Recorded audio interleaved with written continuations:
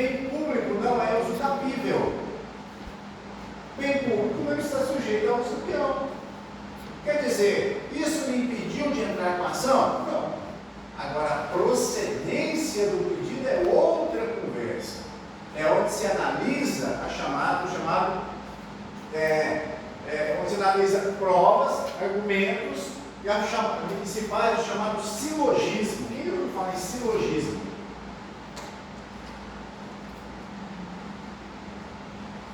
Alguém vai falar? Premissa maior, premissa menor, se tem a conclusão ou inferência. Qual que é a premissa maior? É a lei. A lei é abstrata. A lei não é feita especificamente para A ou para B, é feita para todo mundo. A premissa menor é o 4. Se o 4 dá incidência na premissa maior, tem que se dar uma conclusão. Mas isso não é matéria nossa, isso é para ilustrar. Agora, sobre direito de ação. Quais são os tipos de ação que eu tenho, gente? Quais são os tipos? Depende do tipo de tutela que eu estou tendo. Depende do tipo de tutela que eu quero buscar no Estado. Então, pode ser uma tutela de conhecimento.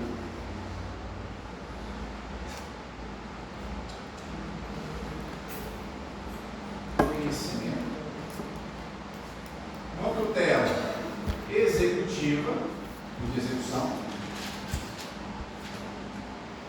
ou uma tutela de urgência.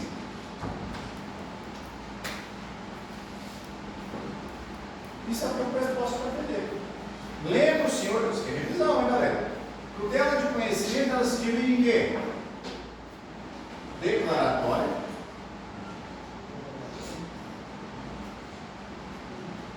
constitutiva e condenatória. É isso mesmo? Para quem estudar um pouquinho mais, a doutrina trata mais duas. As ações fundamentais, por exemplo, mandado de segurança da lei 12.016 de 2009, que trata sobre direito líquido e certo. Qual é a diferença? É porque no mandado de segurança, o deferimento da tutela, ela já determina o quê? Determina em caso de desobediência o crime do artigo 319 do Código Penal. E mais, sobre outro tipo de ação, são as executivas lato sensu. São aquelas ações que, ao julgar a procedência, já se determina uma ação. Exemplo, despejo. Imagina, se o juiz manda despejar, declaro que tem que ser despejado, mas não toma nenhuma atitude. Mas isso são discussões doutrinárias, que excedem o básico. Eu quero que vocês tenham em mente o seguinte, sim. Você falou 2 exemplos a mais, mandado de segurança e esse outro. Ele é uma subdivisão de algum desses outros 2 ou ele seria mais 2? Mais 2. A doutrina vale mais 2. Tá, então, quando vai mandar uma ação dessas aí, por exemplo, mandado de segurança, qual desses que eu colocaria o nome? Nenhum. Mandamental, ação mandamental. Mas sempre você vai colocar o nome de ação mandamental. Boa pergunta sobre o boa. Eu preciso colocar o nome da ação? Na hora que eu vou fazer uma petição inicial, preciso colocar fulano de tal, a juíza, face a Cicrano, é Cicrano, não é Cicrano, a Cicrano, ação de, não preciso escrever, só que passou a ser usual, mas não precisa escrever. O que delimita a minha ação é o meu pedido. O que eu estou pedindo? A ação não precisa ter nome. O tipo de ação, a maioria dos nomes das ações são convenções doutrinárias. Mas o que delimita uma ação é o pedido. Sim? O Código de Processo Civil diz isso, que o juiz pode retificar ou alterar, emendar uma mandação. Isso. O que o juiz não pode é julgar além do que foi apresentado. Alguém abre 492, por favor. CPC. 492.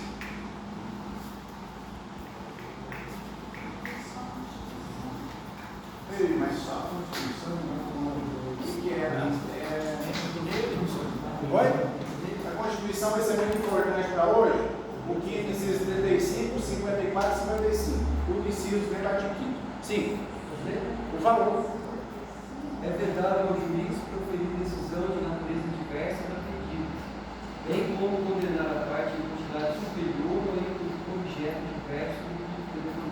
Gente, juiz pode muito, mas não pode tudo. Primeiro que delimita a atividade judicial é a parte, o autor.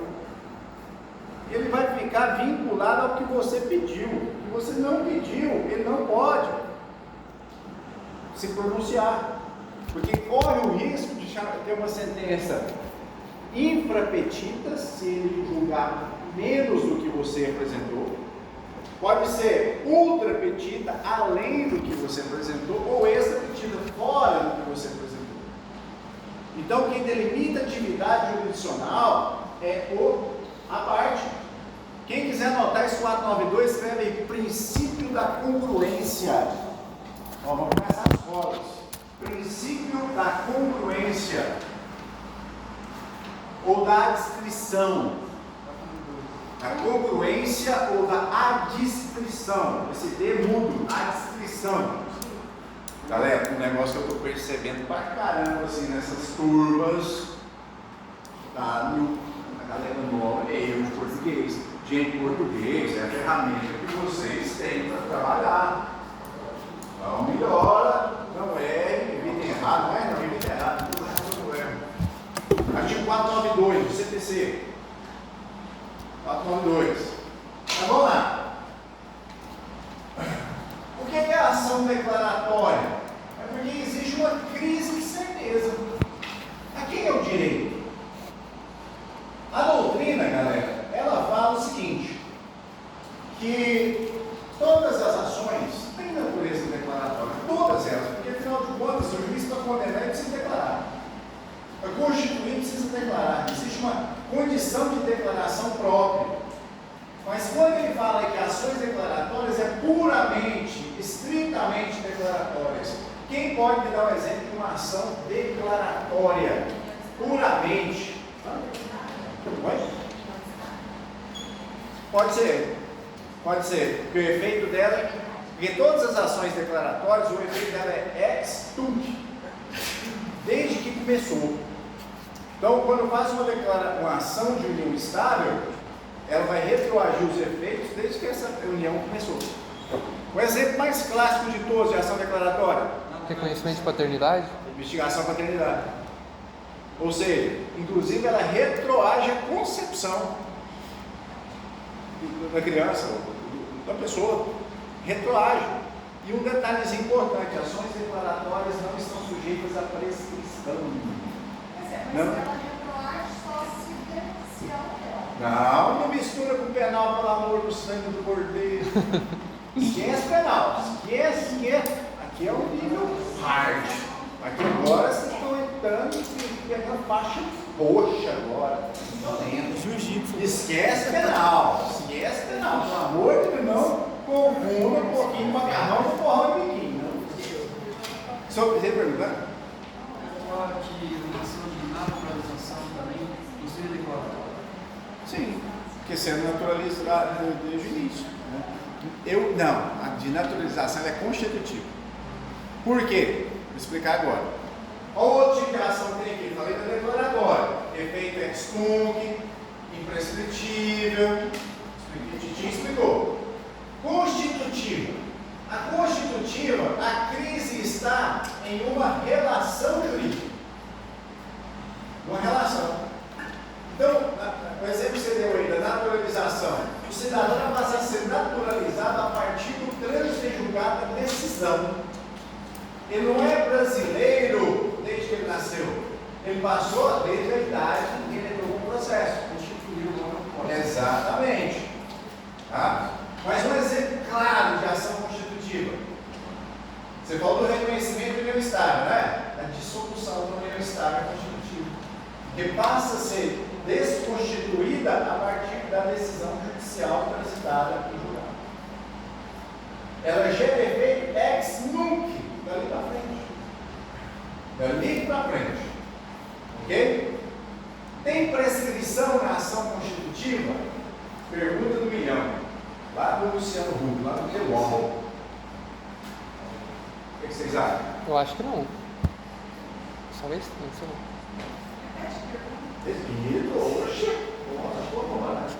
Ações constitutivas estão sujeitas à prescrição? prescrição? Prazo para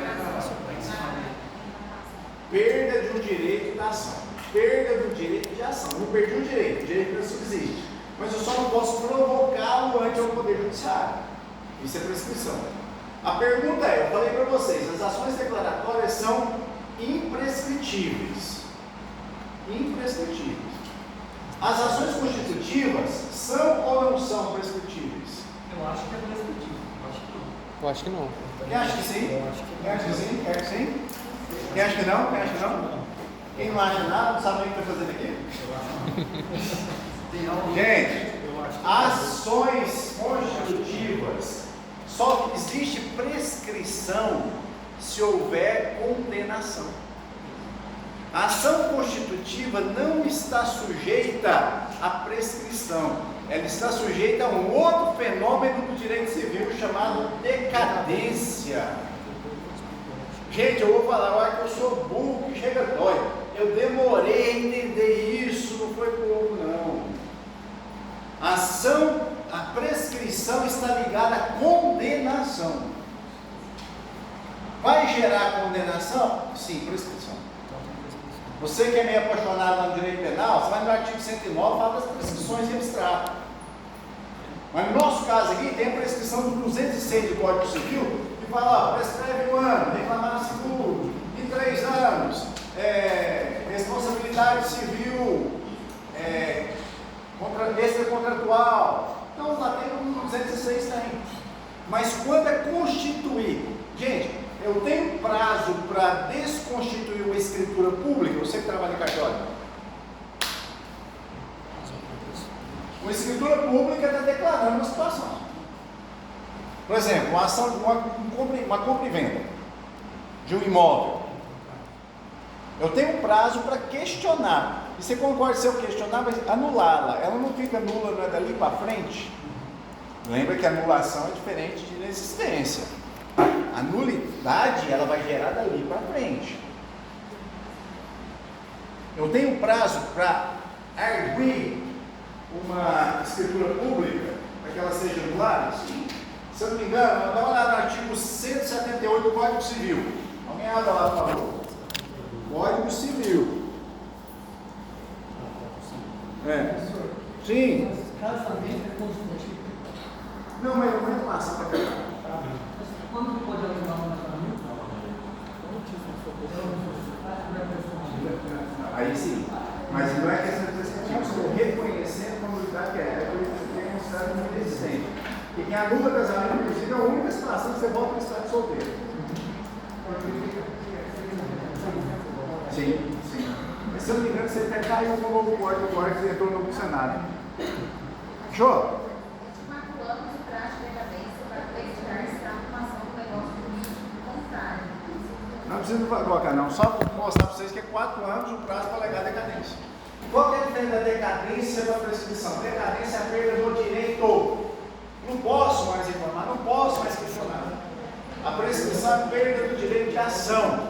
Ambos, escuta, Titi, ambos são institutos do direito material, com reflexo processual. Mas se não é agora mesmo, trabalho isso na cabeça, só estou revisando coisas, vocês já viram.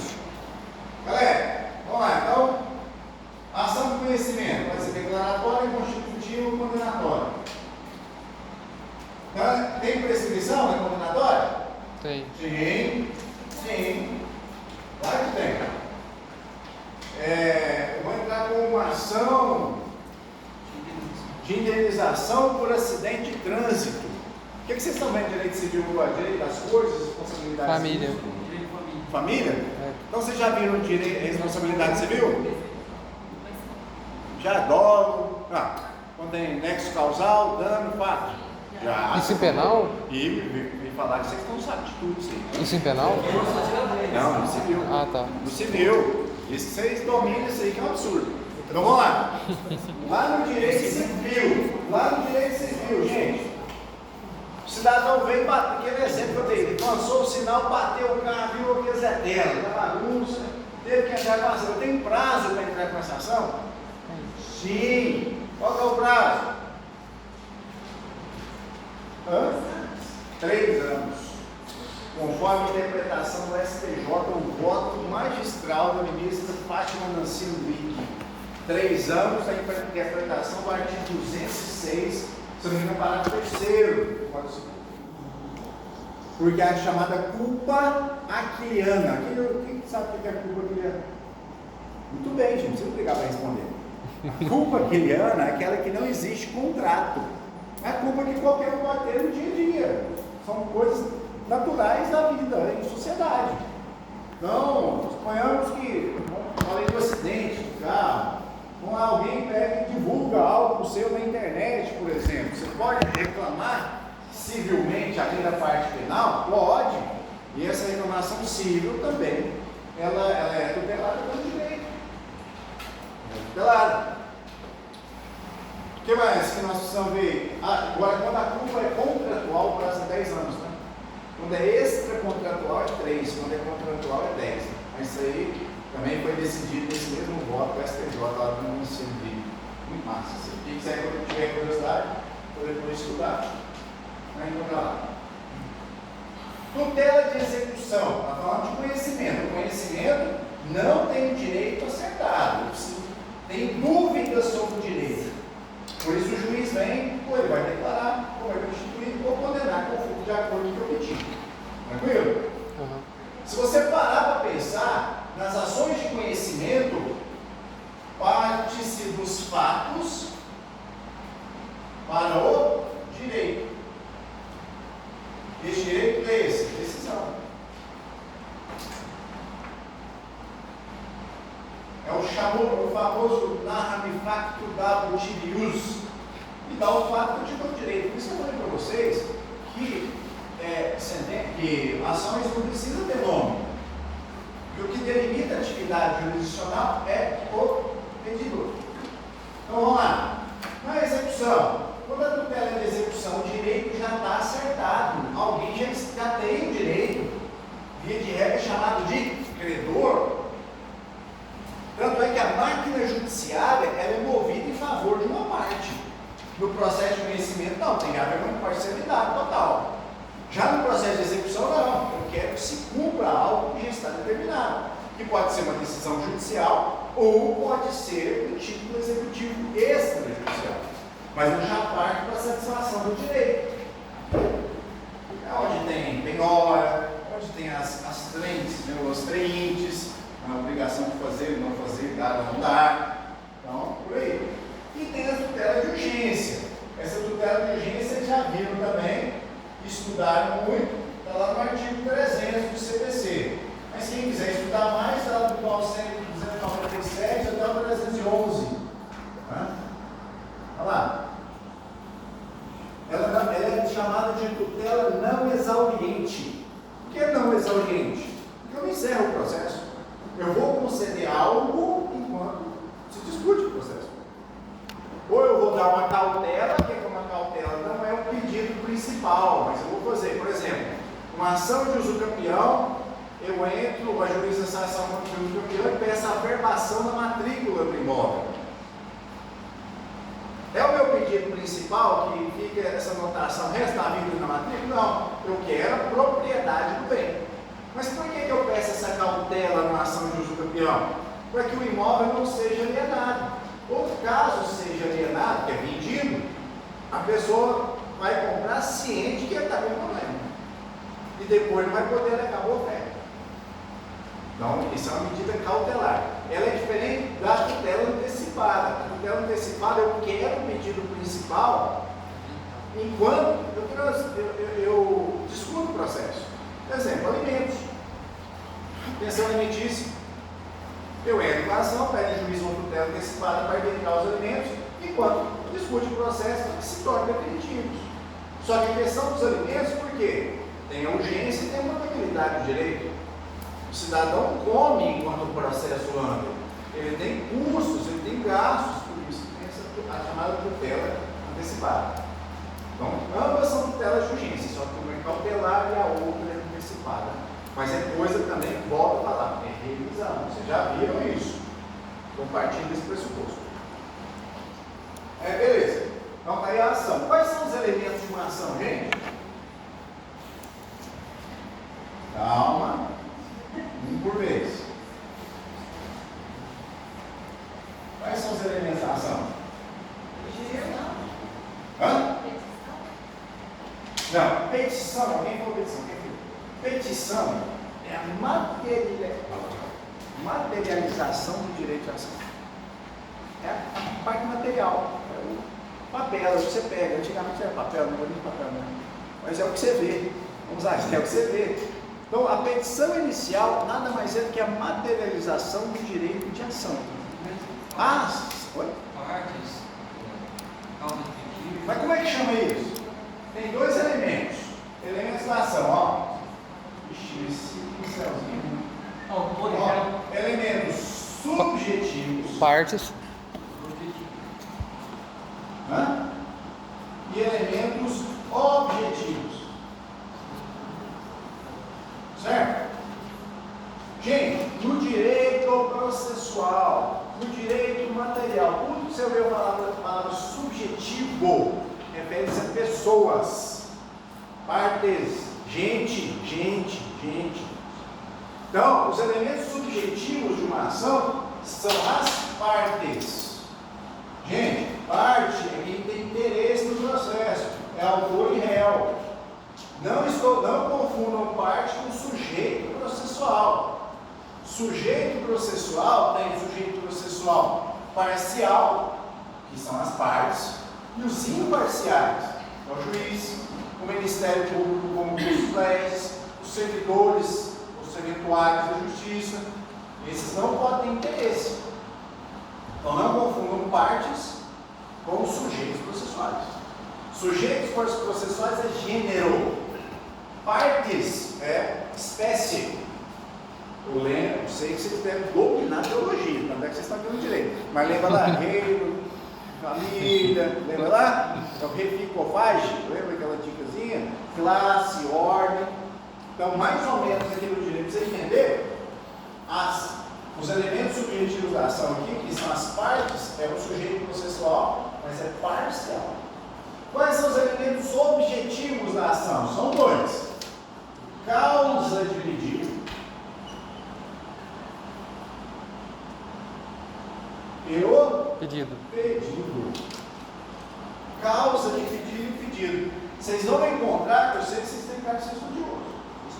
Tem cara de ser violento mesmo. Algumas doutrinas chamam isso aqui, esses elementos objetivos, de libelo. Libelo. Não confundam lá no processo penal com libelo acusatório. Vamos para o processo civil. Então, às vezes, uma doutrina vai ser um libelo. Libelo é a causa de pedido e o pedido. Causa de pedido e pedido. Então, se você parar para pensar, são três perguntas que emanam das condições, dos elementos da ação. Quem? Por quê? E O quê? o quê? Quem pede contra quem se pede são os elementos objetivos. Por que você está pedindo? É a causa de pedir. O que você está provocando no judiciário? Qual o seu direito foi violado? Logicamente, os argumentos excluídos por provas. E aqui ó, o pedido vai delimitar a atividade jurisdicional conforme vocês viram no 492 do CPC. Agora vamos entender. Causa de pedir. Existe a causa de pedir próxima e a causa de pedir remota. A remota são os fatos, a causa de pedir próxima são as consequências desses fatos. A doutrina apronta uma bagunça que eu nunca vi nenhuma prova de OAB cobrar isso, especificamente. O que é causa de pedir próxima? O que é causa de pedir remota? Como é que eu sei? Vai depender do ângulo que você está olhando. Se você olhar através da perspectiva do direito, eles são invertidos. Não se preocupe com isso. Só saiba que a doutrina fala em causa de pedir próxima e causa de pedir remota. Eu falo assim, não, nunca ouvi falar, vocês ouviram falar. Tá? E o pedido? Isso aqui é importante. Isso aqui é muito importante. A classificação. Existe um pedido imediato e um pedido imediato. Qual a diferença dos dois?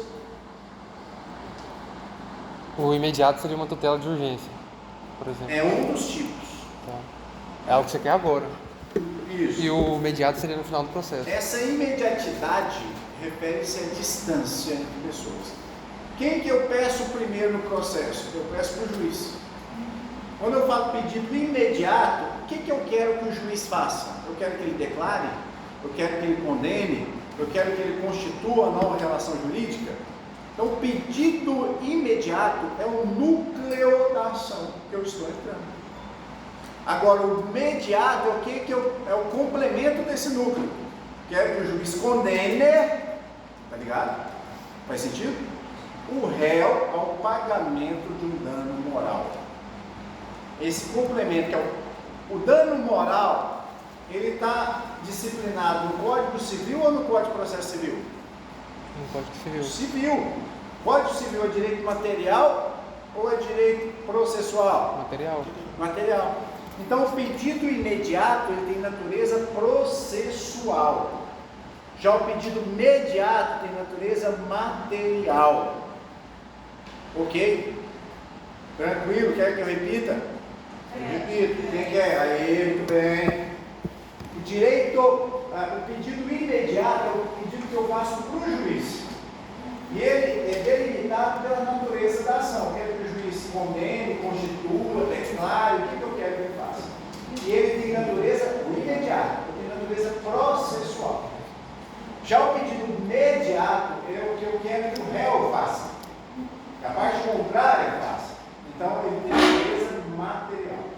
Professor, eu quero que o senhor dê um exemplo. Você falou de dano, né? Dá um exemplo de pedido imediato e de um pedido imediato. Sim. Peço ao juiz com que condene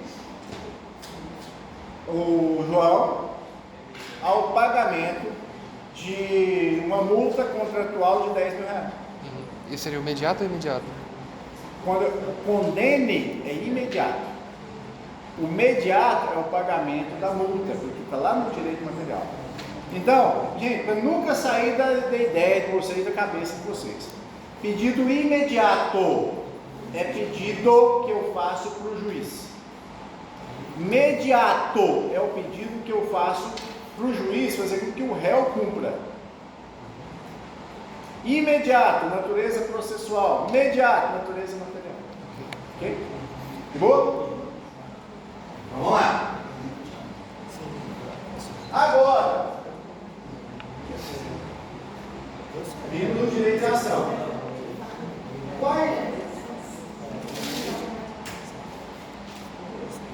Qual que é o critério? Gente, qual que é o critério do direito processual? Ação nós vimos. O que mais? Antes da ação precisa ter jurisdição. O que é jurisdição? Quem consegue definir jurisdição? Por aí, uma parte vai ser outra. Jurisdição é o limite que o juiz pode confundir com Aí não é competência? Competência é o limite da jurisdição. Alguém sabe? Definição de jurisdição? Vamos lá. Segura essa e memorize. É o poder, dever que o Estado tem de falar e fazer o direito. Eu gosto muito desse conceito que ele abrange tudo. Quando eu falo Estado, estou falando juiz. Tá? De falar e fazer o direito. Olha o tanto que fica bacana essa definição. Vou explicar o porquê. Vocês estão escrevendo aí, mas eu vou explicar. Por que é um poder? E só o Estado tem esse monopólio. Só ele. Isso é poder. Por que é um dever? Uma vez provocado, simplesmente o juiz fala assim, ah não, vou julgar isso não. Cancele a distribuição. Não tem jeito. Por isso que é dever. Por que é, como eu falei do Estado, de falar o direito? O que é falar o direito? Acabei de falar para vocês. As ações de conhecimento. Ele vai falar quem tem razão e quem não tem. E fazer o direito? Não é de falar e fazer o direito? Fazer cumprir aquilo que determinou. Gente, porque sem a execução, o processo ia ser totalmente vazio. Totalmente. O que faz o Poder Judiciário ter tanta força é a sua executividade. Imagina, quando Alexandre Moraes não tivesse poder só para falar o direito. Ó, declaro que tem que ter a busca e apreensão na casa do fulano de tal. Mas se não tivesse uma coerção. Então, o poder judiciário, ele tem isso. Então, a jurisdição é o poder e dever que o Estado tem de falar e fazer o direito. O conceito ficou claro na cabeça de vocês? Não é decoreba não, quer que vocês entendam. E quando você entende, é outra vida, é outro mundo. Mas vamos lá. Mas você tinha começado a falar do primeiro antes, jurisdição. Sim, ação, falei o segundo, jurisdição, qualquer outro. Processo. Se você parar para pensar, a ação, ela visa alcançar o quê? A jurisdição, né? Para isso ela faz o que é preciso uma ponte. E essa ponte é chamada de processo. Aí. Entendeu? O processo, então, ele é meio ou ele é fim? Meio. Tanto é que o novo Código de Processo Civil fala que os juízes, eles têm que priorizar julgamento de mérito. Por que julgamento de mérito? Porque se não for julgamento de mérito, processo extinto sem julgamento de mérito, pode juizar a ação novamente. Você perpetua a insegurança jurídica. E a maior discussão do direito hoje é segurança jurídica. Tanto é que existe interpretação da lei de um jeito no tribunal, de um jeito no outro. Por isso que o novo CPC, que já não é novo mais, que é 2015, está em vigência em 2016, ele veio e deu uma dica muito bacana e falou: tribunais, prestem atenção. A jurisprudência ela tem que ser uma linha só. Dá uma olhada, por favor, artigo 926. Não vou fazer nada, vamos ver. O que diz 926? Por favor. Os tribunais devem uniformizar sua jurisprudência no Estado íntegra do período. Já deu uma orientação, já deu uma dica. Nós vamos estudar aqui nesse curso um instituto chamado de recursos repetitivos. Vocês vão ver como é que é bacana e alguém ter a sacada e falar: peraí, vamos uniformizar a jurisprudência sobre esse tema, para que todo mundo siga isso aqui e tenhamos segurança jurídica. Gente, só não existe mais investimentos no Brasil, que é um país com todos os benefícios naturais do mundo, por causa de insegurança jurídica e legislativa. Porque se tivesse estabilidade, por exemplo, bancos, você faz um contrato com o banco hoje, o cidadão depois se acha, acabou de fazer o empréstimo, então hoje é uma notícia no Migalhas, acabou de fazer o empréstimo e entra com a ação regional. Aí imagina, um juiz pega e concede. Você como dono do banco, dono de banco, pensa, você vai querer investir no país? Esse país é sério. Não é sério. Não, aconteceu. Migalhas de ouro. Gente, dois sites muito importantes vocês assinarem seguindo. Migalhas e Rota Jurídica. Todo dia tem notícia, né? Aí o juiz condenou ele, não só julgou que deferiu o pedido, mas condenou ele que tivesse uma fé violenta. Lá no artigo 80 do CPC. Não, mas é absurdo, isso acontece demais. Gente, há quanto tempo, por exemplo, não existe ação revisional de financiamento de veículo? Não é que não existe. Igual eu falei, o direito material não está ligado ao direito processual. Que procura no escritório, não queria entrar com a ação para diminuir as partes-chefe, não vai dar certo. A jurisprudência está muito sedimentada, ela está coerente, ela está íntegra nesse ponto. Não vai, você vai gastar dinheiro que eu não vou trabalhar de graça. Você vai perder para a parte contrária, ter que pagar sucumbência do outro advogado. Você vai deixar de pagar seu carro, vai ter busca e apreensão. Loucura. Mas é o que acontece. É o que acontece muito. Pode ter certeza. Então, o processo, como eu falei para vocês, ele é meio, ele não é fim. Lembra que o processo pode ser extinto com e sem resolução de mérito. Vocês sabem, né? Onde fala com resolução de mérito? Muito bem, no 487. E sem resolução de mérito? Muito bem, no 485. Agora, o detalhe é o seguinte: a doutrina dá nomes. Vamos inventar. Eu fico imaginando doutrinador, não tem nada a fazer, vamos inventar. Inventar nome, né? processo extinto sem resolução de mérito. Aqui a sentença é uma sentença terminativa. Quando vocês ouviram o termo sentença terminativa, é porque não julgou o mérito. Tudo bem? Memorizou? Quando julgar o mérito é chamado de sentença definitiva. Ok? Tranquilo? Oi? De mérito? É a terminativa, eu acabei de falar assim. Lá no 485. Anota aí, para o lar. Estudar o artigo 485. Para casa. E o 87 também, né? 485. Extingue-se o processo sem resolução de mérito. E aí, nesse panorama, assim, essa viagem que nós fizemos, mostrando para vocês, deu para aclarar um pouco as coisas? Vamos continuar na nossa história lá, da petição inicial? Só para ver como é que vocês estão fera naquele processo? Vamos lá. A petição inicial, o pessoal chegou atrasado. Fizemos aqui um acordo, né, selado, sacramentado, sedimentado.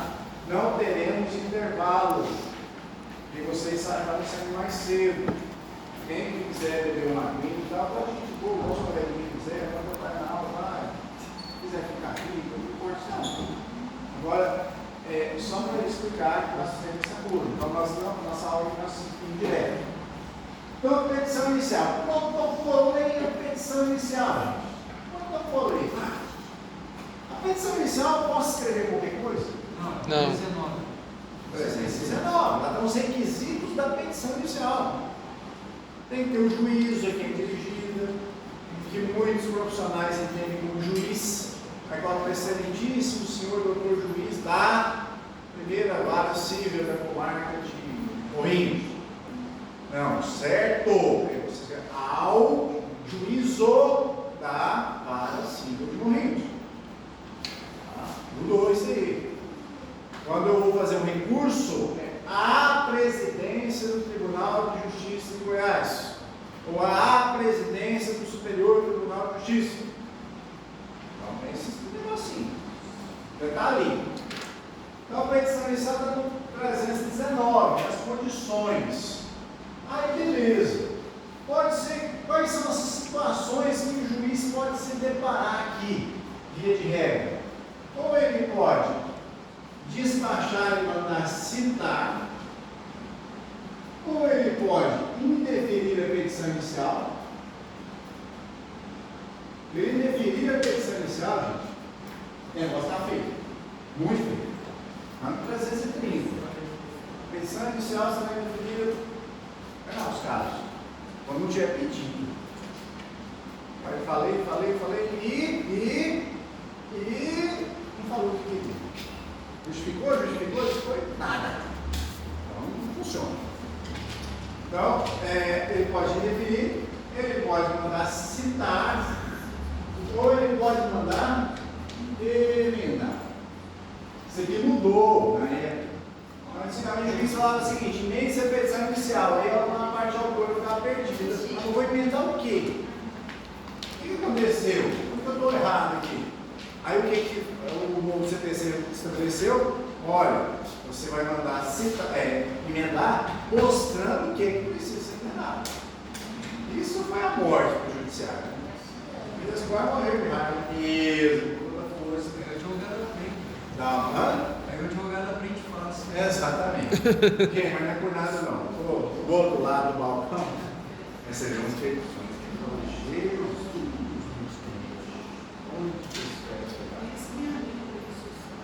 isso a nível de recurso. Estou falando com vocês, o eleitoral é um negócio bacana. Né? O eleitoral é um nicho muito específico. Eu falo que em Goiânia hoje não tem 15 escritórios especializados, são poucos, no interior também, mas às vezes quando chega cada coisa lá, você fala, meu Deus do céu.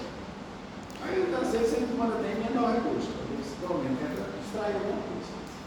Mas beleza, suponhamos que deu tudo certo. Petição inicial vai mandar citar. Quem? O réu. Vai citar para quê?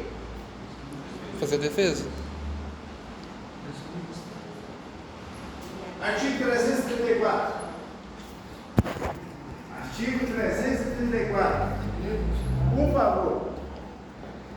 Se a petição inicial preencher os requisitos essenciais e não for o caso de improcedência liminar do pedido, o juiz designará audiência de conciliação ou de mediação com antecedência mínima de 30 dias, devendo ser citado o réu por pelo menos 20 dias de antecedência. Então vai citar mais no 334 é para audiência de conciliação, não é isso?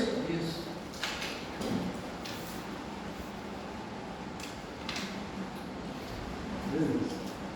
Na audiência, teve audiência de conciliação. O que pode acontecer lá? Tudo. Tiro, bomba, facada, né? Mas vai que acontece um acordo. Eu vou falar para você, gente, a chance de acordo, eu acho o tribunal o legislador muito otimista com o ser humano. Mas se o cara chegou a entrar com a ação, porque o negócio explodiu todo mundo. E outra coisa, envolver a máquina judiciária é muito caro. O Estado de Goiás também se fala. Hoje uma ação de R$1 milhão, eu falo 1 milhão, hoje o dólar é quase 6, não estou falando de 1 milhão quando o dólar era no real, não. 1 milhão hoje é quase 6, é R$35 mil de custos. R$35 mil de custos. E outra coisa, a dificuldade de você explicar para o cliente que aquilo não é para você, para o Estado. Você está pagando para o Estado, pagar o juiz para julgar o seu processo. É muito difícil explicar isso. Aí às vezes você pede parcelamento, ou então você tenta a justiça gratuita. Justiça gratuita você tem que provar, nossa, você é pobre mesmo. Se você tiver que gastar aquele dinheiro, você vai morrer de fome mesmo. Agora estamos exigindo julgado até de extratos bancários nos últimos 3 meses. Nossa, eu peguei um processo com um advogado de Voltaire, falta de uma Não, mas tem. Não, o melhor nem é esse. Deixa eu contar a história na prática para vocês. A gente faz muito. Senão tem que pedir justiça gratuita. O juiz, ou ele defere ou ele espera. Quando o juiz defere, aí você vai no tal da rede social do camarada. Aquele pobre, aí ele posta foto do Vila Mix, ele posta foto de lanche no lago. Aí é baixo, acontece mesmo, juiz. Aí chama aparência de riqueza. Então, para ver que ele fala uma realidade, nível. Então, caça também com os benefícios de justiça gratuita. Mas vamos lá. O 334 tem audiência de conciliação. Suponhamos que teve um acordo. Se teve um acordo, o processo será extinto com uma sentença homologatória.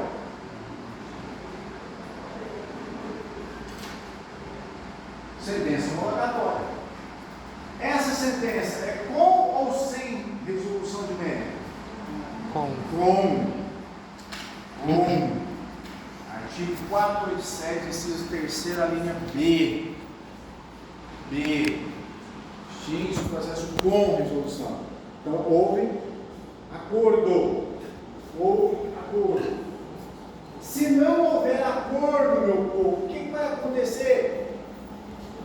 Abre-se prazo para a contestação. Aqui, o prazo começa a correr se não houver acordo. Aí sim, prazo para contestação. Qual é o prazo de contestação? 15 dias. Aprenda uma coisa, alguém falou 15 dias aqui. Aprenda uma coisa no direito e no processo civil. Tudo que você vai começar uma resposta, vai escrever assim, via de regra, 15 dias. Tá bom? Estatuto da Criança e Adolescente, 10 dias. Juizado, Deus sabe. Tem um ódio juizado por causa disso. Não existe uma uniformização de rito. Aí eu falo que a gente advoga uma empresa que às vezes é relacionada aqui em Caldas, relacionada lá no norte de Goiás, às vezes é relacionada lá no Rio Grande do Sul. Cada juiz de juizado tem uma regra. Às vezes o prazo de contestação conta do mandato cumprido, outros contam 15 dias após a audiência de conciliação, outros entendem que é no dia da audiência de conciliação que vira uma zona. Aqui agora está 15 dias após a contestação. Eu acho que eu tenho só uns 10 processos aí que querem acabar e eles não acabam.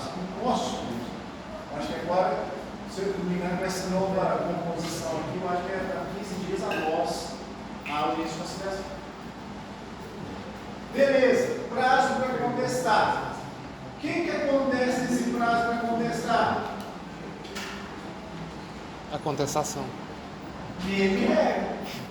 E se o cidadão não contestar? Hã? Não, mãe, você está doida? Se o cidadão não contesta, o que acontece?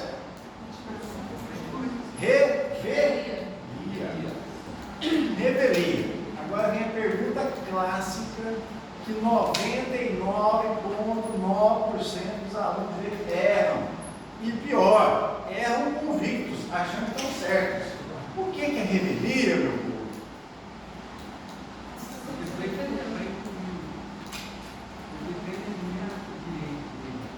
Não, o que é revelia? É você não contestar algo que não aconteceu. Pior que você acertou, mas acertou sem a convicção. Mas meio pelo acidente, que eu não senti segurança, mas acertou. O pessoal fala assim, revelia é a presunção de veracidade dos fatos alegados pelo autor. Ou seja, o que o autor falou está correto. A maioria fala isso. Só que não, isso é um efeito da revelia. Eu falei igual o Manuel Gomes agora. Efeito. Isso é o efeito. A revelia é a ausência de contestação. Galera, se cair numa prova assim, revelia é a ausência de defesa? Não. Revelia é a ausência de contestação, que é um tipo de defesa. O réu tem várias formas de se defender: reconvenção, exceção de incompetência. A revelia é a ausência de contestação. Quais os efeitos da revelia? Tem dois efeitos. O efeito material, eu vou dizer para vocês. Presume-se verdadeiros os fatos alegados inicial. Ou seja, presume que tudo que o autor falou é verdade. Esse é o efeito material. Qual é o efeito processual, o efeito formal? Dispensa-se novas intimações do réu acerca do que acontece no processo. Ok? Dispensa-se novas citações e intimações do réu acerca do que acontece no processo. Gente, isso aí é revisão, né, galera? Eu estou partindo do pressuposto que vocês estão firmes na rocha. Amém? Vamos lá. Outra perguntinha capciosa. Contestação. O réu é obrigado a contestar? Não. Quem marcaria V na prova do BOF? Quem marcaria F? Depende do caso. Não, aí não tem jeito. Por isso o réu é obrigado a contestar? F. Vou mudar a pergunta. A contestação é uma obrigação? Não. F. Mas se eu não contestar, não vai presumir verdadeiros fatos alegados pelo autor? Vai. Não. É que o código fala que o réu poderá, então assim, ele não é obrigado, só que há consequências da não contestação por parte dele. Então vou voltar para a pergunta do réu. Tá. A contestação é uma obrigação No Não. réu, sim. do réu? Não, não é. Não, porque ele poderá. Ele pode, então assim, ele é falso. Acho que, assim, uma pergunta genérica, o que é falso, não é obrigação, porque ele pode ou não. Poder é pode. Boa. Eu falei que depende de caso exatamente, porque se é óbvio ali a verdade já está bem, então ele precisa contestar. Não é obrigação. É ônus. Qual a diferença, meus queridos, entre obrigação e ônus? Qual a diferença entre obrigação e ônus processual? Obrigação, toda vez que você ouvir a palavra obrigação no direito, tem dois seres presentes, credor e devedor. Obrigação é lá no direito civil. Credor e devedor.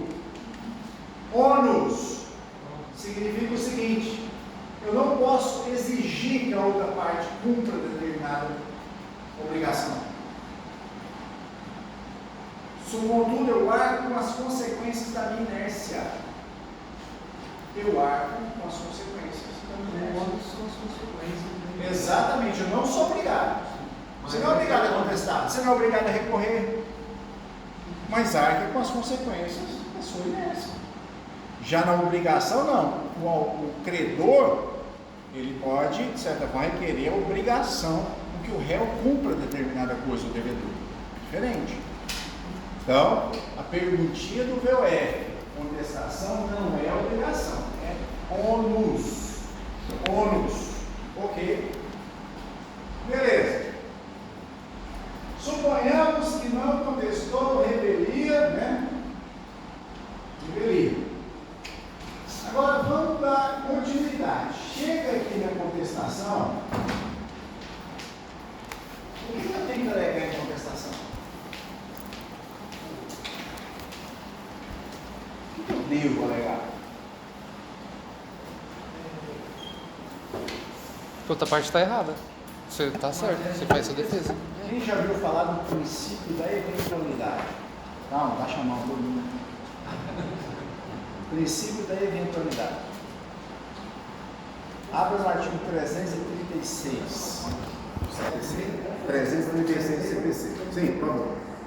Incumbe ao réu alegar na contestação toda a matéria de defesa, expondo as razões de fato e direito com que impugnam o pedido do autor e especificando as provas que pretendam. Gente, eu falo que a contestação é a peça que eu mais gosto de fazer depois de recurso. Porque a contestação, você trabalha em cima do erro do autor. E o que é esse princípio? Quem quiser anotar aí, é o princípio da eventualidade, no artigo 336. Significa que tudo que eu tenho para falar, esse é o momento. Eu não terei outro momento. Eu não posso parar para falar assim, nossa, eu lembrei disso. Não dá. Aquele momento.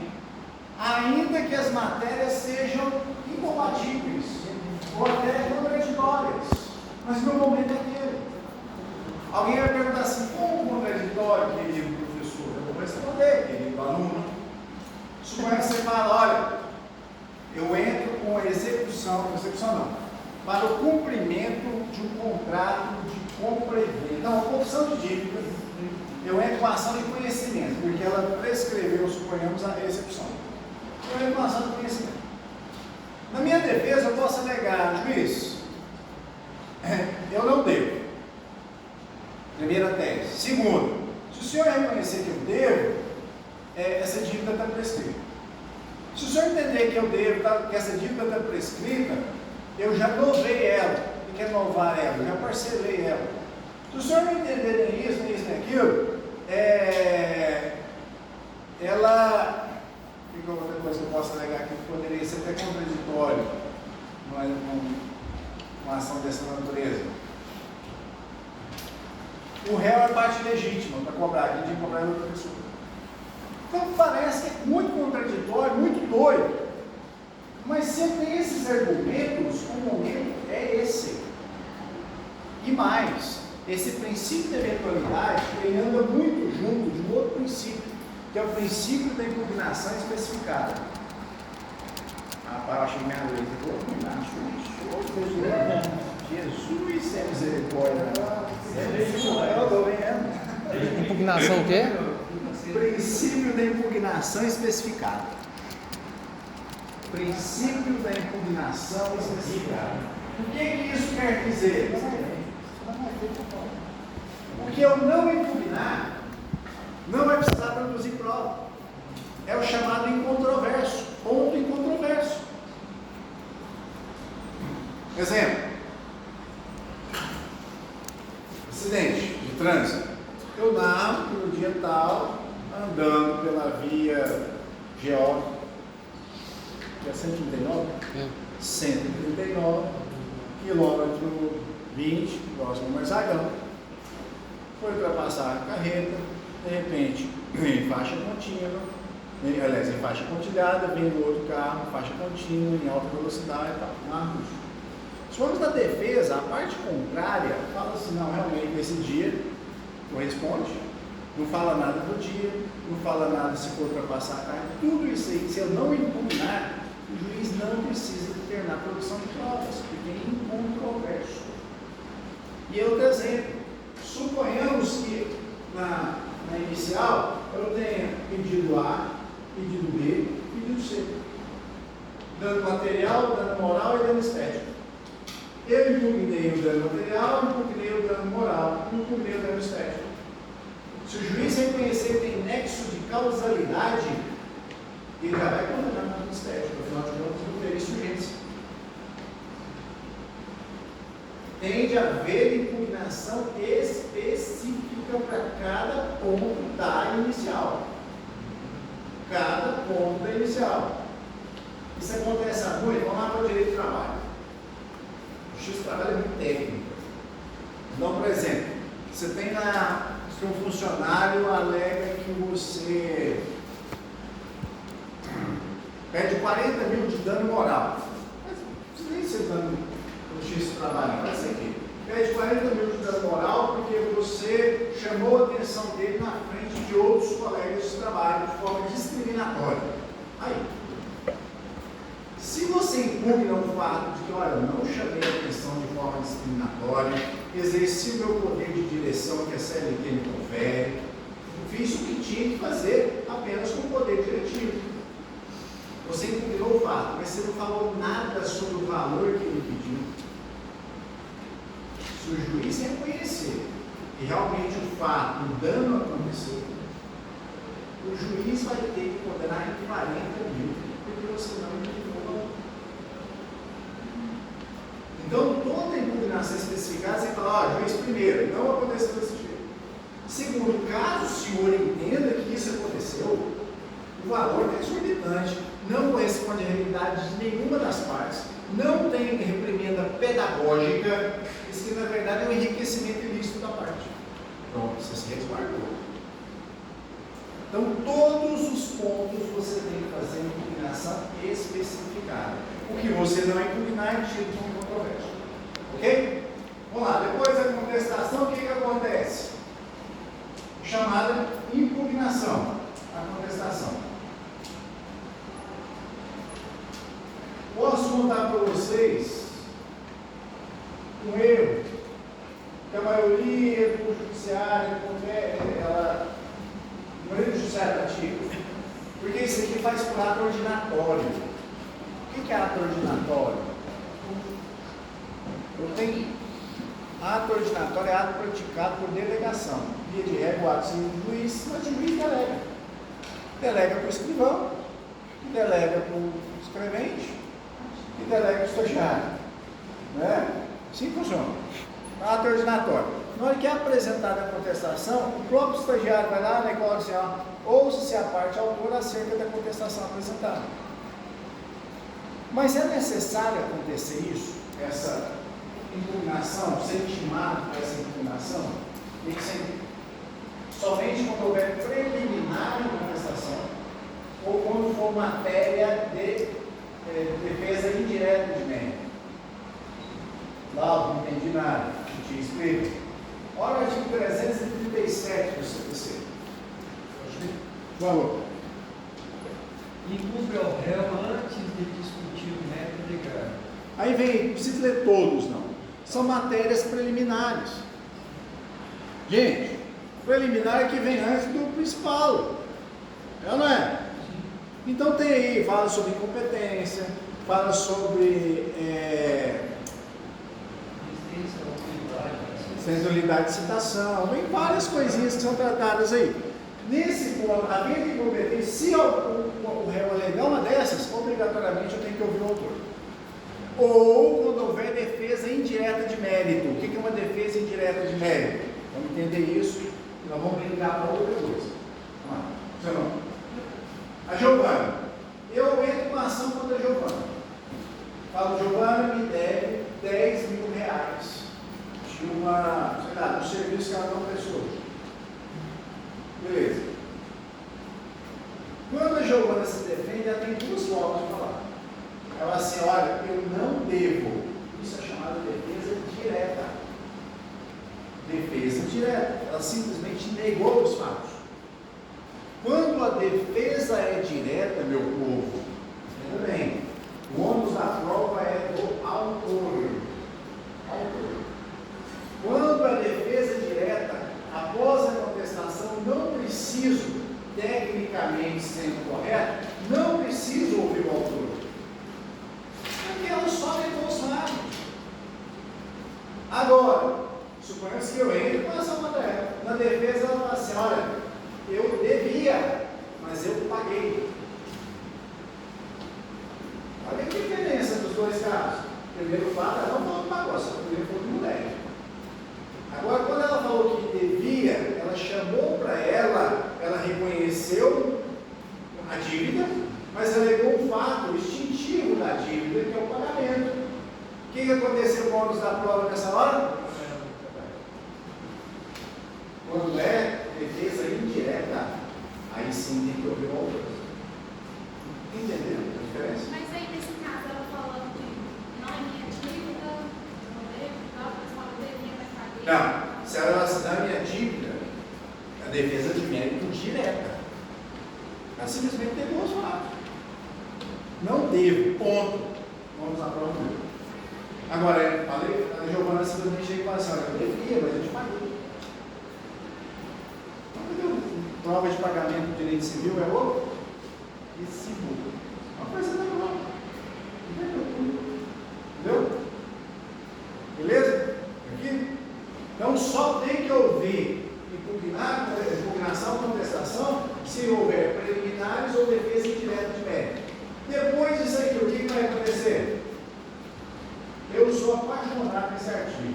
Artigo 357 do CDC. É a decisão de organização e saneamento do processo. Organização e saneamento. O que fala esse artigo? Vou dar uma resumida nele. Fala que não sendo o caso, julgamento antecipado da lei e tudo mais, o juiz, deverá, o verbo é deverá? Deverá o juiz. Deverá o juiz. Deverá, em qual tempo verbal está em modo? Imperativo. Tem juiz que acha que isso é opcional, não é. O juiz tem que tomar essas providências aí, ó. É obrigação dele. E outra coisa, juiz que faz isso, alguém que auxilia diretamente o juiz ou não? Juiz que faz isso, mas economiza um serviço na sentença, você não tem ideia. E por que o legislador fez isso? Fez isso porque às vezes o processo é limitado 10, 15, 20 anos, para chegar na hora da sentença e ver que tem uma citação que não foi feita, e anular o processo desde o começo. Por isso o legislador criou o 357. Mas leia, por favor, alguém. Pode ler você, 357. Não ocorrendo nenhuma das hipóteses deste capítulo, deverá o juiz em decisão de saneamento e de organização do processo. Inciso 1. Resolver as questões processuais pendentes, se houver. Por exemplo, preliminares. O juiz não pode deixar preliminar para o final, ou na hora da sentença. Não, alegou lá que é incompetência, já julga agora. Alegou que tem prescrição, opa, já vamos resolver isso agora. Alegou que litisconsorte, exclusão de litisconsorte. Agora, o momento é esse. Não deixa avançar o processo com pendulicários que podem atrapalhar a análise do mérito. Lembra que até primazia de julgamento de mérito dos processos. Então, isso que quer dizer o legislador. Continua. Inciso 2. Delimitar as questões de fato sobre as quais recairá a atividade protelatória, especificando os meios de prova admitidos. O juiz deu uma parada. O que quer dizer esse artigo? O juiz dá uma parada, lê o que aconteceu até agora. Inicial, o que foi legado na contestação, parará. Tá. Sobre o que é a discussão? Qual que é o ponto controvertido? É X. Esse é o ponto controvertido. Sobre esse ponto controvertido, de quem é o ônus da prova? Quem tem que provar? O autor ou o réu? Já delimita qualquer ônus, o ponto controvertido, quem tem que provar. Você entendeu? Tanto que fica fácil, porque às vezes eu preciso nem passar para frente no processo, eu não preciso ter audiência de instrução e julgamento, Porque às vezes a prova documental já é suficiente para a prova. Propriedade, vamos lá. Vamos voltar lá no processo de conhecimento. Como é que eu provo uma propriedade imobiliária? Registro. Registro de cultura pública. O registro, gente, é chamada prova legal, não tem nada que contrarie o registro. A não ser quem é fraude, dolo, ação, tudo mais. Mas, via de regra, é a prova de propriedade imobiliária. Não tem como o cidadão querer provar uma propriedade imobiliária com testemunha, sendo que ele tem a escritura registrada. Mas se tivesse um artigo Não, aí é outro caso. Depende, ela tem que tomar ou incorporação ou loteamento para ver o que vai acontecer. Mas vamos só entender, nesse exemplo, que vocês entendam, que é chamada prova legal. É uma prova muito forte. Para que eu vou ouvir testemunha num caso desse que se discute a propriedade do imóvel? A testemunha vai ser suficiente para derrubar uma escritura? Não dá, né? Você entendeu como é que o juiz pode já matar o problema ali, já dar uma decisão? Por isso esse artigo 357. Mas lê o inciso, a linha, inciso 3 e 4, né? Faltando. Sim. Definida a distribuição do ônus da prova, observado no artigo 376, delimitar as questões de direito relevantes para a decisão final. O que eu preciso? O que é o artigo de lei que nós estamos discutindo aqui? É o 186? É o 297? O que é? É o 1238? O que nós estamos discutindo aqui? Então, esse artigo, ele chama, o legislador chama o executivo, o judiciário, a pensar o que está fazendo e ganhar tempo, produtividade. O grande problema do judiciário brasileiro é que, infelizmente, todos os problemas do mundo viraram números. Hoje a gente prioriza, eu falo, como desembargador, você prioriza também, principalmente, número, porque tem um tal de CNJ que está com espada em cima da nossa cabeça. Mas antes dele tem a corregedoria que está com a espada em cima da faca no nosso pescoço. Então eu procuro sempre, logicamente, muita qualidade, mas nós não podemos também deixar a qualidade ser lenta, tem que ser eficiente. Eficiente de fazer o que tem que ser feito com uma velocidade razoável. Tá? E o AD, por favor? AD acabou, né? Inciso quarto. Tá? Quinto, por favor. Designar se necessário audiência de instrução e julgamento. Depois que você fez tudo isso, juiz, você vai precisar ainda da audiência. Porque o povo acha, principalmente a parte. Vocês vão ver isso, vocês vão viver isso. O povo, agora, o cliente, ele acha que o ápice do processo é a audiência. Ah, meu advogado ganhou da audiência. Meu advogado não, gente, essa é a decisão. Mas a parte leiga, ela acha que a audiência, você que assiste um filme, né, e o pior é a frustração que é diferente do sistema americano, que lá é uma frustração total. Mas, não é, e a audiência às vezes, porque as provas, a prova menos confiável é a prova oral. É a prova do testemunho, o depoimento da parte, é a prova menos confiável do processo. Menos. Difícil. Para vocês verem. Então essa é uma outra fase do processo de saneamento. Sobre o ônus da prova, artigo 373. Alguém lê 373. Quem próxima aula traga um vademecum. Vocês viram que a gente viaja muito na legislação, muito. E essa é a minha ideia, fazer com que vocês leiam e vocês utilizem ele. O ônus da prova inclui, inciso 1, ao autor, quanto ao fato constitutivo do seu direito. Anota aí, ó. Defesa direta. Foi que eu contei agora para vocês? Defesa direta. E ao réu, quanto à existência de fato impeditivo, justificativo ou extinto do direito. Então, defesa indireta. Aí, se você parar para pensar assim, na gênese da coisa, é lá do direito penal, é igual. Quem alega tem que provar. Entendeu? Para para pensar, você vê a mesma coisa. Quem alega tem que provar. Tem isso. Vamos fazer uma outra anotação desse artigo. Vocês são os meninos inteligentes e eles vão cobrar vocês. Vocês vão fazer uma chavezinha assim, melhor. Olha essa chave bonita que eu faço. Assim. Escrever assim, ó, nesses dois incisos. Você vai escrever distribuição estática do ônus da prova. Isso é coisa que você já viu. Distribuição estática do ônus da prova.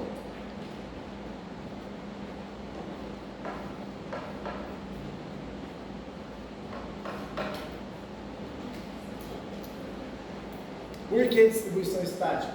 Porque no parágrafo primeiro do mesmo artigo, lá tem a distribuição dinâmica do ônus da prova. Eu não vou entrar nesses detalhes agora com vocês, porque senão pode compulsar um pouco na cabeça. Mas você já viu também, enquanto partir do pressuposto que você já sabe. Beleza. Pelo 357, o que vai acontecer? Audiência de instrução e julgamento. Isso roteiro normal. Roteiro normal, o que acontece? Mas essa audiência de instrução e julgamento serve para quê? Colhimento de prova oral. Não é só testemunho. Vai ser depoimento das partes. Depoimento das partes. Produção de prova oral. Ok? Qual é a ordem? Quem sabe a ordem aqui na audiência de instrução e julgamento? Quem lembra? Quem sabe? Quem lembra? Você já viu, sabe, você sabe. Quem é ouvido primeiro? O autor. Autor. Depois, réu. É diferente do penal, tá? No penal eles são ouvidos por último. No civil eles são ouvidos primeiro. Por que eles são ouvidos primeiro? Porque pode ser que o juiz obtenha confissão. Ele dispensa, por que eu vou ouvir testemunha se a prova parte confessou? Então primeiro ouve o autor, depois o réu. Testemunhas do autor, testemunhas do réu. Ok? Essa é a ordem. Nesse intervalo pode ser que tenha esclarecimento de peritos, mas não vou entrar nisso, porque é uma matéria que você já viu, então menos grosso modo. Depois dessa audiência de instrução e julgamento, vai acontecer a chamada sentença, né? Quem é paulista ele fala sentença. Sentença. Então esse eu fiz um panorama geral como é o processo civil. Dúvidas sobre falamos até agora? Alguém falou aí um negócio que eu quero perguntar para vocês. Preclusão, quem foi falando aqui? Preclusão. O que é preclusão?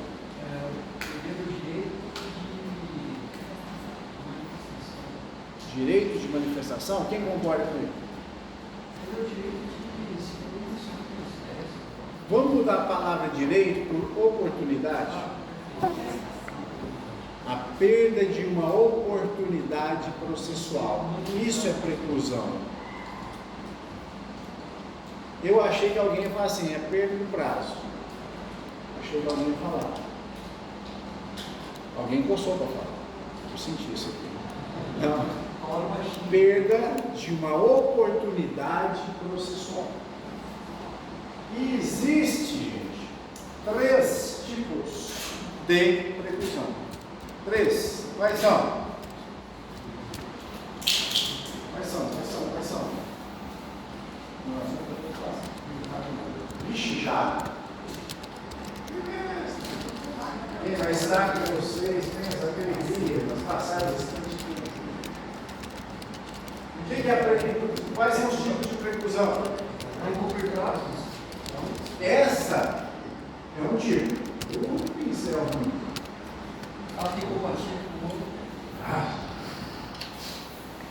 Peraí, deixa eu ver se eu acho o pincel. Aí é que está. Aí é que está o grande problema. Todo mundo acha isso. Todo mundo acha isso. Mas agora, vocês como profissionais de direito, Nossa, pelo amor de Deus,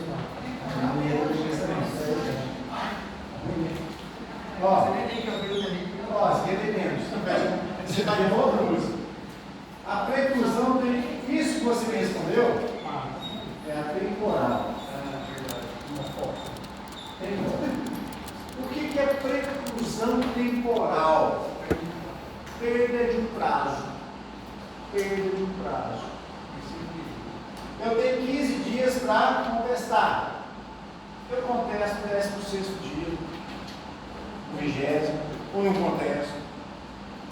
Eu tenho 15 dias, via de regra, exceto em margem de declaração, para recorrer. 15 dias. Mas, recurso. Gente, ação você propõe, recurso você interpõe. Interpus recurso no 16º, 17º dia. Isso é preclusão temporal, perda de prazo, ligado a tempo. Mas tem outros tipos de preclusão. Por isso que eu gosto dessa definição que eu dei para vocês, que é by lá o tabela. Preclusão é a perda de uma oportunidade processual. Porque existe a preclusão também, a consumativa. O que é a consumativa? Já fez o ato e você tem que fazer de novo. Vamos melhorar essa definição. Eu não posso repetir um ato que foi praticado. Eu não posso repetir um ato que foi praticado. Dá um exemplo, querido professor. Claro, queridos alunos. A contestação tem 15 dias, eu apresento ela com 5. Lá no 15º, fala, putz, velho, nossa, tem mais isso, eu vou argumentar, não, estou no prazo, vou fazer. Você fechou as portas. A preclusão consumativa, ela é a proibição de repetição de um ato já praticado.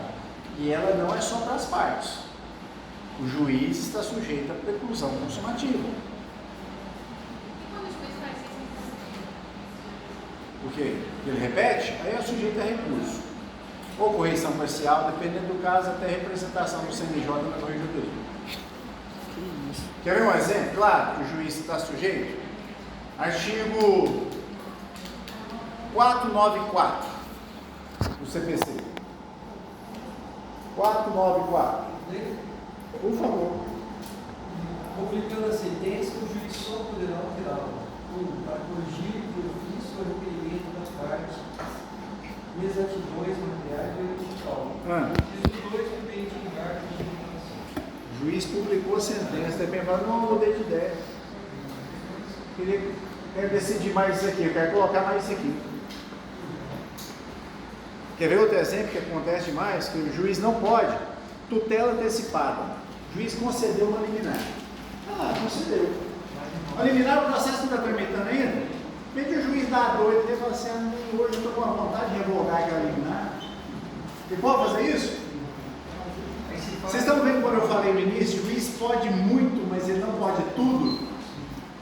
Mas o processo está tramitando, é uma liminar, ele pode caçar ela. Ele não pode caçar a spot sua, que a gente chama, a sua vontade. Ele, para caçar, tem que ter acontecido, tem que ter uma provocação e tem que ter um fato novo.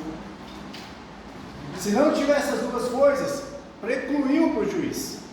Aquela liminar vai ter que ficar, se passou o prazo de recurso, até o final do processo. Olha que doido. Então tem que ter fato novo, tem que ter provocação. Bacana, né? É massa. E qual é o tipo de preclusão que tem? A lógica. Me dá um exemplo de preclusão lógica. Aceita, ele faz o pagamento da indenização e depois ele É o chamado práticas inconvivíveis ou incompatíveis dentro do mesmo processo. já aceitou e depois Eu entro, você foi condenado, esqueci seu nome.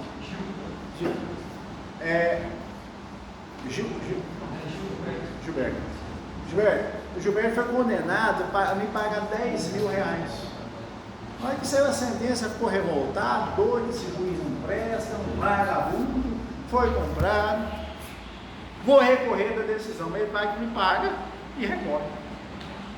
Ué, se eu não estou recorrendo é porque eu não quero pagar. Entendeu? A lógica? Então, dá uma olhada, por favor, no artigo 1000. No 1000. No 1000, bom.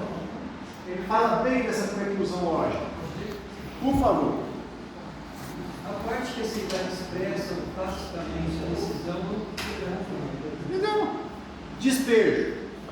O bem recebeu a intimação lá para sair do imóvel. Você sai e recorre, não. Justamente você não queria era sair, por isso você recorreu.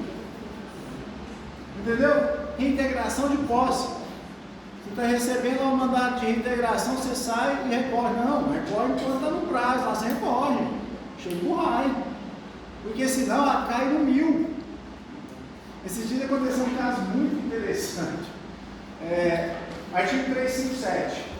Eu vi que o juiz, ele tinha feito o saneamento do processo, eu não concordei com o saneamento. E lá no saneamento fala que existe a possibilidade de esclarecimentos. Só que aí é o seguinte, só que nessa decisão de saneamento, ele mandou em 15 dias eu fazer uma coisa. Olha, né, que tem que pensar. Falei, se eu cumpro o que ele quer, eu não posso, então, pedir o esclarecimento. E se eu fizer isso, então, e depois ele decide contrariamente eu não fizer, me lasquei. Aí eu entrei com embargo de declaração. Justifiquei que eu não cumpri com base no artigo 1000 e que para depois da decisão dele me devolva o prazo. Caso ele mantenha, ele me devolva o prazo. Mas eu acho que ele vai... Professor, não entendi. Explica melhor. Sim, Repete. não, é uma questão bem prática, bem pancada. Olha, o juiz lá no 357, usando o 357, ele me intimou de um processo meu e saneou o processo. Olha, eu entendo que a briga que tem em cima da escritura, que é uma condição de dívida com hipoteca, então eu entendo que existe uma possibilidade, indícios de agiotagem, e existindo esse indício de agiotagem, então eu inverto o ônus da prova, foi a nossa briga, quis inverter o ônus da prova. E determina o prazo de 15 dias juntar os documentos que entender necessário para comprovar a efetividade do empréstimo. Foi esse o despacho. A decisão, despacho, a decisão. O que eu fiz para levar ele? Tá bom. Aí eu falei, doutor, só que o senhor parou, não pensou no negócio.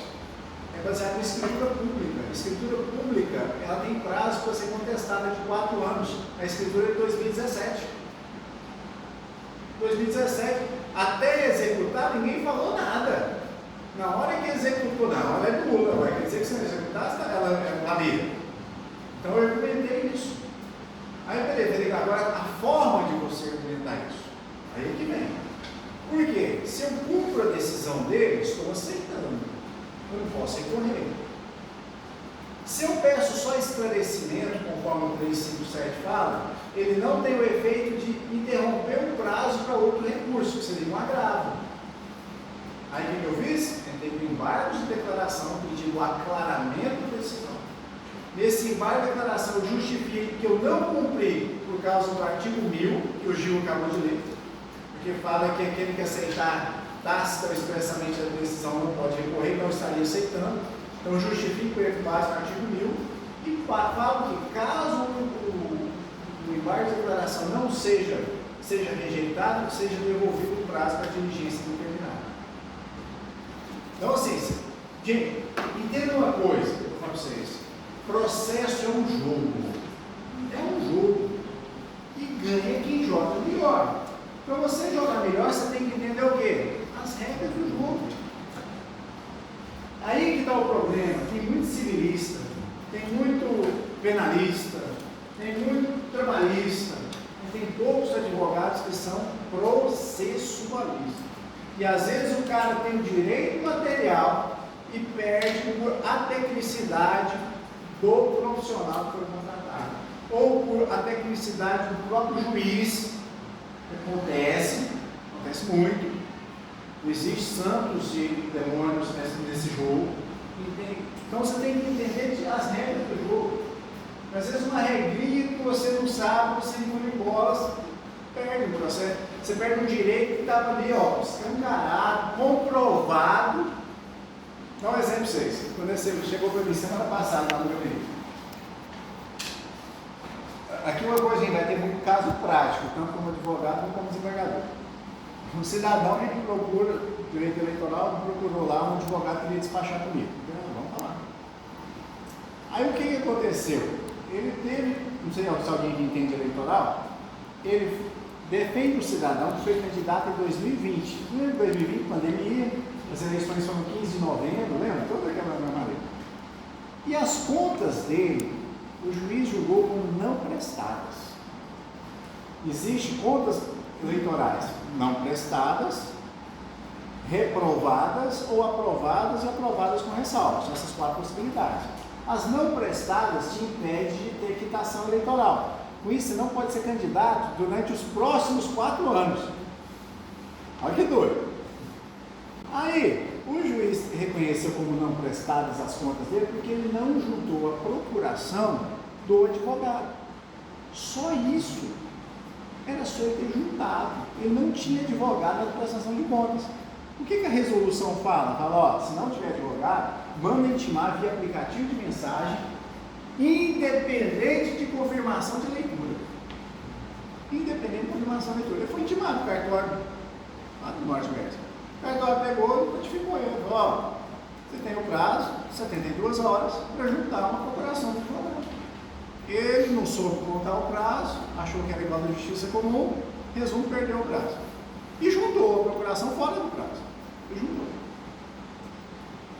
Foi para a juíza, ela deu a sentença, olha, não cumpriu dentro do prazo, contas não prestadas. Não prestadas.